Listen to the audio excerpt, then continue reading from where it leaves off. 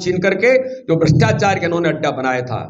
एक बात तो आज मैं आपके सामने लाना चाहता हूं, श्रीमान बंटा ढार दिग्विजय सिंह जो लगातार इस प्रयास में हैं कि जो 2003 से पहले मध्य प्रदेश को बंटा ढार कर दिया था, दुरावस्था का दौर था, मानना नहीं चाहते दिग्विजय सिंह फिर इस मध्य प्रदेश को दुरावस्था के दौर में मैं ले जाकर के छोड़ूंगा।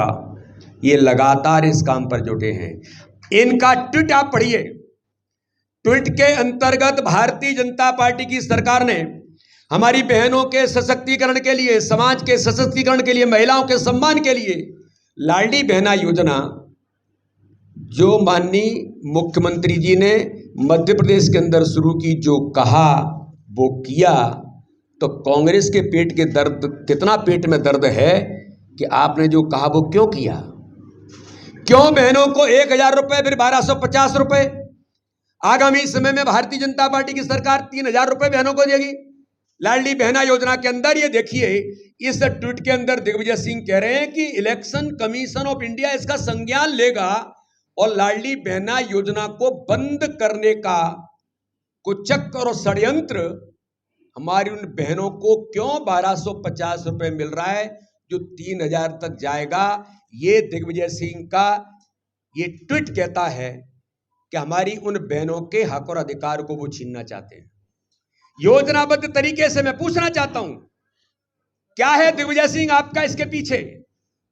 क्यों दर्द है अगर बहनों को 1250 भारतीय जनता पार्टी की सरकार उनके सम्मान के लिए देती है, तो बहनों को सम्मान अगर मध्य प्रदेश के अंदर मिल रहा है तो मिस्टर बंटा ढार क्यों आपके पेट में दर्द हो रहा है? तो दूसरी ओर एक और मिस्टर गुंडानाथ जो कांग्रेस के नेता प्रतिपक्ष हैं, मैं बड़ी गंभीरता के साथ कह रहा हूं, इन्होंने भी कुछ दिनों पूर्व ये श्रीमान गुंडानाथ जिनको गोविंद सिंह के नाम से भिंड के लोग जानते हैं, इन्होंने क्या लिखा है? लाडली बहना योजना को रोकने के लिए इलेक्शन कमीशन को लिखा गया है। अरे आपको शर्म आनी चाहिए।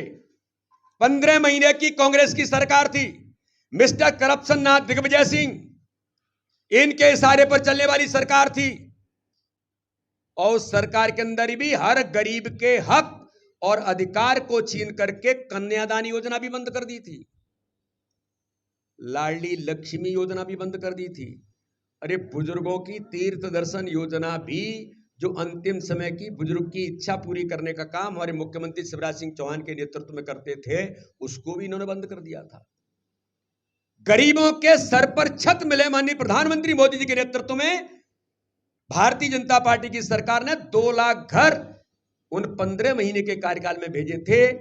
मिस्टर करप्शन नाथ, मिस्टर बंटा ढार के इशारे पर आपने 2 लाख गरीबों के हक को छीन करके उन प्रधानमंत्री आवास को वापस भेज दिया था। मैचिंग ग्रांट मिलाने के लिए आपने पैसा नहीं दिया था।